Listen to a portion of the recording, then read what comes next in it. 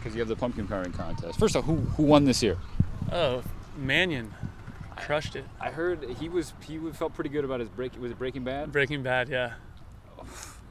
So were you impressed? Was that like the best one? That was the best one. Although there were some really good entries into it this year. Guys really put some thought into it, and everybody was fun. And the guy that was most upset was Brandon Cooks. He's like, I'm starting my plan for next year. I'm sick of not winning this thing. It was hilarious. He's a little competitive. Oh God, he's so competitive. It was fun, really fun. What did you carve? Actually, I was just more of a facilitator, just helping around. Judge? No, the wives were judges. Oh, yeah, wives and okay. significant others. Now, you dressed up as Captain America last year. I remember that Yes. that photo being put out onto the internet. Do you regret that at all, or you embrace that? Totally embrace it. What are you going to be this year?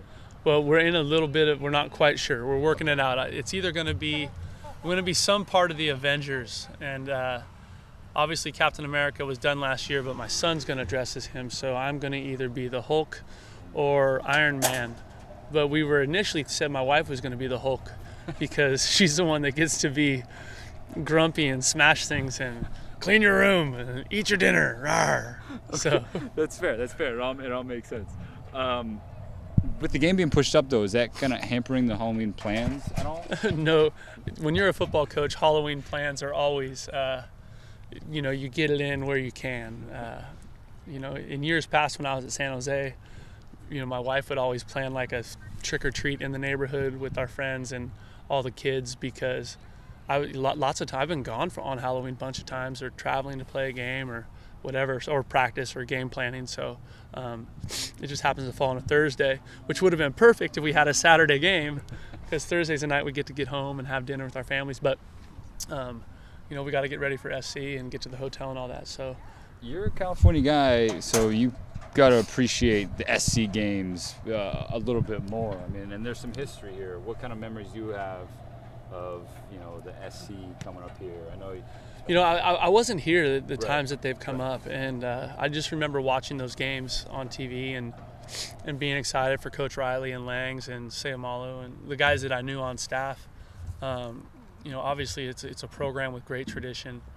They've got a really, really good football team, and I think everyone has tremendous respect for USC and what they've been able to do over time is just a consistently excellent program. Good players, good teams, conference championships, national championships, all that stuff. So, their defense obviously tops in the conference in a number of categories. What makes them good? Are they different than the one you just saw? Because I know that's got to be great preparation. Yeah, outside of the fact that they're just both really great defensive football teams, SC is they've got good players at every position. They've got a good scheme. They're able to pressure the quarterback. They're really talented in the secondary. Both corners are good players. Have played a lot of football for them. Their safeties are good players. They've really kind of stifled a bunch of people they've played against this year. They look outstanding on film. So it's a great challenge for us. We're just excited to play, and hopefully our crowd can be a good addition to distracting them when they get here. I heard Coach O's been cranking chainsaw music in practice. Yeah. That's a good way to No, it's a good idea. I mean, he's a high energy guy. I'm sure he'll have his team ready. Loss for you guys at your position with KC going. Right. I mean, just not only from a production standpoint, from a guy who's a senior who's worked so hard to get to this point. I mean, when you found out that news, how did your heart sink? Oh God, everybody was so sad. I called my wife, and it's just such a tough deal because a kid that's really just maximized his ability. He's worked so extremely hard. He's put a ton of time and effort into himself and into this program. He's a great leader for us. He's a tough guy. So you just, all that experience, all that leadership, it's just so hard to know it's not going to be part of us. And then for him, I'm just sick, right? He's at this point, he's having a really productive senior year, and then he has this kind of weird injury that's going to keep him out for a long time. It's just really, really hard for him. But he's awesome. He had the surgery yesterday. He's out here today coaching. He's in, man. He's a Beaver through and through, and all he wants to do is help. I was just going to say, you're already out there. It's in between reps. He had Malik going aside, pointing things out. Yeah. Mike sitting down, pointing things out. how valuable is that going to be for It's going to be awesome, and I always joke with him, when we talked about Sunday night, he had a feeling this was not good, and I said, well, okay, well then we'll just get your coaching career started early.